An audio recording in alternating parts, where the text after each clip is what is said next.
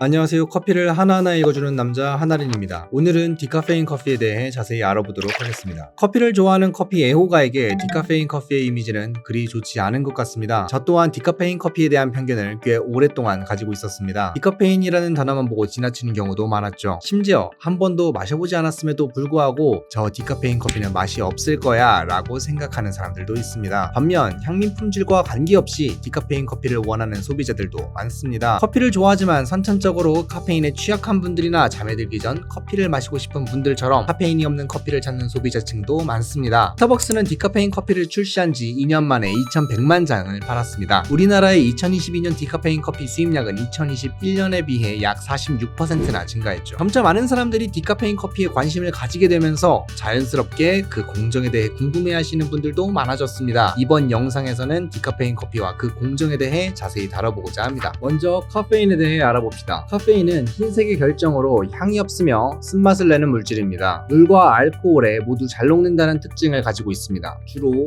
커피 씨앗, 찻잎, 카카오 등에 들어있죠. 1820년경 독일의 화학자 프리드리 페르디난트 룽헤가 처음으로 순도 높은 카페인을 분리해내는데 성공했고, 커피에 들어있다는 의미로 카페인이라는 이름을 붙였죠. 카페인은 중추신경계를 흥분시키는 자극제입니다. 신진대사를 활발하게 하고 이뇨 효과가 있으며 골격근을 흥분시키고 심혈관계에도 여러 작용을 합니다. 중추흥분제 및 호흡흥분제로 사용되어 두통을 해소시킬 목적으로도 투여합니다. 일시적으로 졸음을 막아주는 효과가 있어 많은 사람들이 졸음을 피하기 위해 카페인을 섭취하죠. 신체에 흡수된 카페인은 1시간 이내에 효과가 나타나며 3-4시간 안에 효과가 사라집니다. 그러나 사람에 따라 카페인에 대한 내성이 다르기 때문에 효과의 강도나 지속 시간은 꽤 상이할 수 있겠죠. 자주 섭취하게 되면 내성이 생겨 효과는 줄어듭니다. 이 효과가 긍정적인지 부정적인지에 대해서는 여전히 논의가 끊이지 않으며 현재로서는 사람마다 다르다 정도가 최선의 답변입니다. 미국 보건사회복지국에서는 카페인을 통상적으로 안전한 물질로 인증했으며 유럽 식품안전청에서는 하루 카페인 400mg의 섭취는 성인에게 안전 문제를 일으키지 않는다고 발표했죠. 이를 참고해보면 오히려 카페인 그 자체의 안정성보다는 건강을 위한 권장 섭취량이 주요 쟁점으로 나타내고 있음을 확인할 수 있습니다. 디카페인이란 커피 씨앗으로부터 카페인을 제거하는 행위 또는 카페인이 제거된 상태를 말하는데, 디카페인 처리를 하더라도 커피 생두나 커피 원두에서 카페인이 완전히 사라지는 것은 아닙니다. 디카페인 커피의 카페인 함량 기준은 나라마다 상이하지만 통상적으로 카페인 함량이 커피 생두나 원두의 건조 무게비 0.1% 이하인 경우를 말합니다. 평균적으로 아라비카 품종의 카페인 함량은 건조 무게비 1% 전후이니 90% 이상의 카페인이 제거되는 셈이죠. 참고로 로부스타 품종은 아라비카 품종의 약 2배의 카페인을 함유하고 있습니다. 디카페인 가공의 역사는 꽤 깁니다. 100년도 더 된 일이죠. 당시에는 벤젠을 이용했는데 벤젠이 발암물질이라는 것이 알려지면서 이 방식은 더 이상 사용하지 않게 되었습니다. 현재 디카페인 공정에서 사용되는 여러 가지 물질들은 미국의 식약청 허가를 받은 물질입니다. 가공 처리가 끝나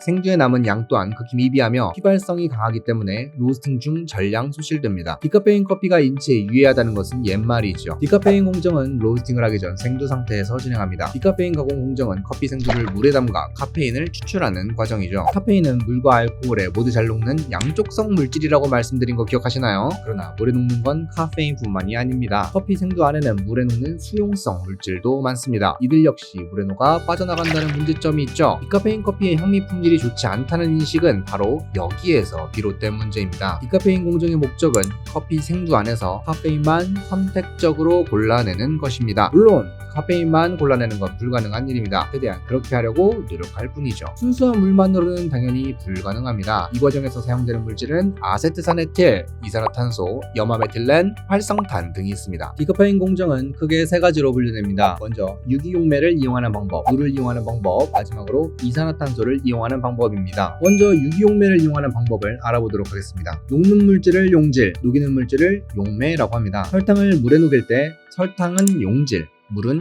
용매이지요. 유기용매를 이용한다는 것은 유기물을 녹이는 물질로 활용한다는 뜻입니다. 이때 사용되는 유기물은 염화메틸렌과 아세트산 에틸입니다. 사탕수수 디카페인이라는 가공 방법을 들어보신 적 있으실 겁니다. 사탕수수 디카페인 공정은 사탕수수를 이용하여 달콤하게 만들었다는 뜻이 아닙니다. 사탕수수에서 추출한 아세트산 에틸을 이용한 공정이라는 뜻이죠. 사탕수수 당미를 발효하여 에탄올을 만들고 에탄올에 아세트산을 첨가하면 아세트산 에틸이 만들어집니다. 대부분의 커피 산지는 사탕 사탕수수가 풍부하고 다른 재료들에 비해 값이 저렴하기 때문에 사탕수수가 많이 쓰이고 있습니다. 유기용매를 이용하는 방법을 간단히 요약하면 다음과 같습니다. 먼저 생두를 뜨거운 증기에 노출시켜 조직을 엽니다. 그 다음 준비해둔 유기용매에 담아 카페인을 선택적으로 추출합니다. 다시 증기를 쏘아 커피 생두에 남은 유기용매를 제거하고 건조시키면 됩니다. 다시 천천히 앞에서부터 살펴보도록 하겠습니다. 생두에 증기를 쏘는 이유는 생두의 조직을 부풀리고 기공을 열어 물질들이 쉽게 이동할 수 있도록 하기 위함입니다. 생두를 물이나 증기를 이용해 사전 처리함으로써 유기용매들이 더 쉽게 생두 안으로 침투할 수 있으며 카페인의 추출 또한 더욱 효율적으로 이루어질 수 있게 됩니다. 이 과정에서 생두의 수분율은 10%에서 최대 40%까지 상승하게 됩니다. 이후 아세트산 에틸 또는 염화메틸렌에 생두를 담굽니다. 아세트산 에틸과 염화메틸렌은 커피 생두의 다른 성분들을 최대한 보존시키고 주로 카페인과 결합하여 떨어져 나간다는 특징이 있기 때문에 흔히 사용됩니다. 이 과정에서 카페인과 함께 지방 성분이 다량 추출됩니다. 디카페인 커피의 바디가 가볍다는 평가를 받는 이유는 바로 이 유기용매의 지방 성분들도 함께 추출되어 버리기 때문입니다. 카페인 추출이 끝난 생두를 다시 한번 증기에 노출시켜 잔존 유기용매를 씻어냅니다. 그 이후 생두의 초기 수분율인 10%에서 12%까지 건조시키면 공정은 마무리됩니다. 다음은 물을 이용하는 방법입니다. 스위스 워터 디카페인 또는 마운틴 워터 디카페인이라는 가공 방식을 들어보신 적 있으신가요? 바로 이 친구들이 대표적인 물을 이용하는 방법입니다. 그러나 물은 카페인뿐만 아니라 다른 수용성 물질들도 녹여내기 때문에 별도의 처리 과정이 필요합니다. 그 처리 방식에 따라 물을 이용하는 방법은 다시 두 가지로 나뉘죠. 하나는 커피 성분들이 물에 녹아 나오는 것을 허용하는 방법이고, 다른 하나는 커피 성분들이 물에 녹아 나오지 않게 막는 방법입니다. 하나씩 살펴보도록 하죠. 커피 성분들이 물에 나오는 것을 허용하는 방법은 다음 과정을 거칩니다. 먼저 유기용매를 이용하는 방법과 동일하게 커피를 뜨거운 증기에 노출시켜 성분의 이동이 활발한 상태로 만듭니다. 이후 커피 생두를 깨끗하고 뜨거운 물에 담굽니다. 물은 온도에 따라 카페인을 추출해내는 능력이 크게 달라집니다. 뜨거울수록 카페인에 대한 용해도가 높습니다. 카페인을 포함해 많은 수용성 물질들이 물에 녹아 나오죠. 이렇게 추출된 액체를 증기로 바꾸어 활성탄에 통과시킵니다. 이 특수한 활성탄은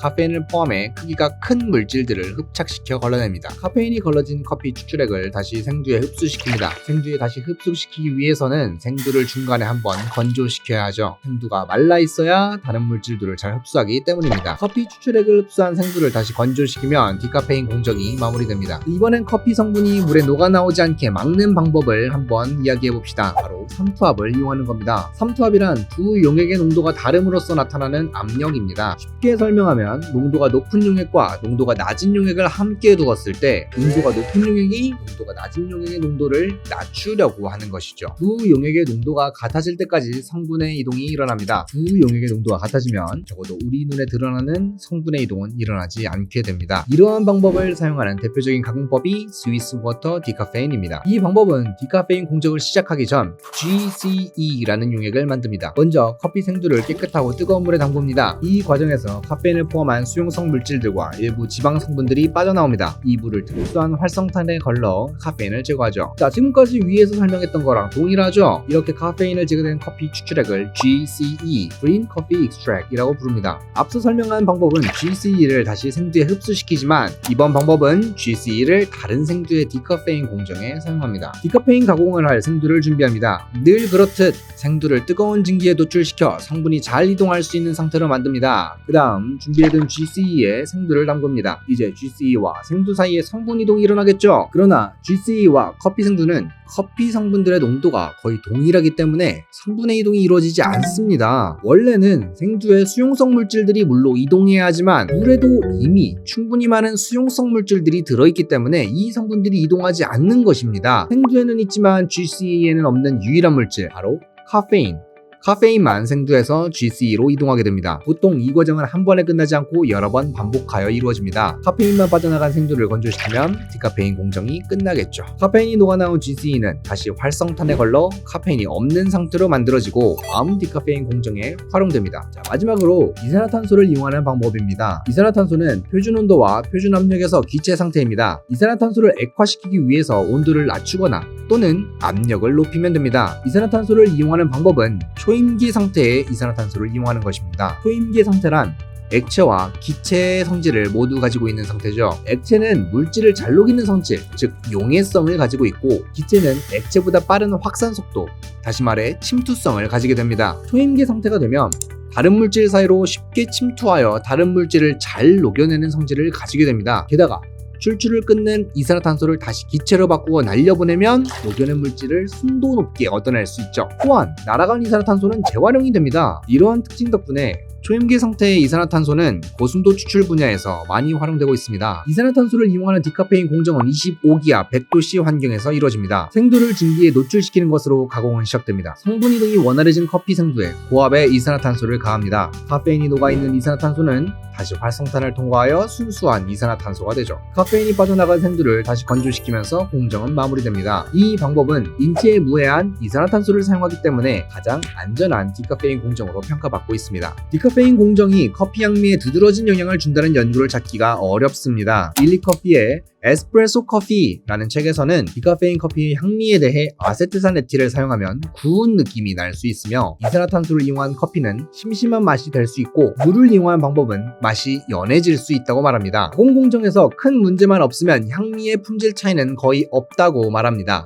눈에 띄는 것은 커피의 향미보다는 생두의 외관입니다. 디카페인 가공 처리된 커피 생두는 이미 로스팅된 원두처럼 진한 갈색을 띠고 있습니다. 때로는 연한 녹색이나 연한 노란색을 띨 때도 있죠. 생두에 따라 차이가 있을 수 있지만 대체로 코를 찌르는 듯한 악취가 납니다. 대체로 볶음도가 높아질수록 참기름 같은 느끼한 뉘앙스가 강해집니다. 저는 이 참기름 향미를 디카페인 공정 특유의 향미로 분류하고 있습니다. 개인적으로는 과일 또는 꽃과 같은 밝은 캐릭터를 가진 디카페인 커피는 경험해 본 적이 없습니다. 그간 마셨던 디카페인 커피 기록을 통계내어보면 참기름, 상당히 가벼운 바디, 바닐라, 초콜릿, 너티한 캐릭터를 가진 경우가 많습니다. 그 외에 카라멜, 호두, 헤이즐넛, 버터스카치, 갈색 설탕 등의 갈색에서 고동색을 연상시키는 향미들을 느낄 때가 많았습니다. 디카페인 커피를 베이스로 한 플랫 화이트는 고소한 참기름과 견과류 향미가 우유와 꽤 잘 어울렸던 기억이 있습니다. 가장 맛있게 먹었던 디카페인 커피는 풀릴리 커피라는 생두 회사에서 판매했던 콜롬비아 문보우 디카페인입니다. 특유의 참기름 뉘앙스와 가벼운 바디는 어쩔 수 없었지만 모든 단점을 상쇄시킬 만한 뛰어난 단맛을 가지고 있었습니다. 바닐라, 카라멜, 버터스카치와 같이 폭넓은 단향이 커피를 더 달콤하고 탄탄하게 만들어주고 있었죠. 근래에는 특수한 가공 처리를 더하여 향미가 더욱 풍부해진 디카페인 커피가 등장하기도 했습니다. 디카페인 커피의 향미 품질이 낮다고 평가되는 것은 디카페인 공정에 사용되는 생두 때문이기도 할 것입니다. 스페셜티 커피를 좋아하는 사람들 중 디카페인 커피를 찾는 사람이 드물죠. 전체적인 커피 시장을 보더라도 여전히 디카페인 커피보다는 일반 커피의 유통량이 압도적입니다. 별도의 가공 과정을 거치다 보니 디카페인 생두의 가격은 다른 생두의 가격보다 비쌀 수밖에 없습니다. 디카페인 커피를 찾는 사람들은 카페인이 없는 커피를 원하는 것이죠. 즉 커피의 향미가 그 사람들에게는 최우선 사항이 아닌 것입니다. 디카페인 공정에 좋은 품질의 생두를 쓸 이유가 없는 것이죠. 오늘날 디카페인 가공 기술에는 부족함이 없습니다.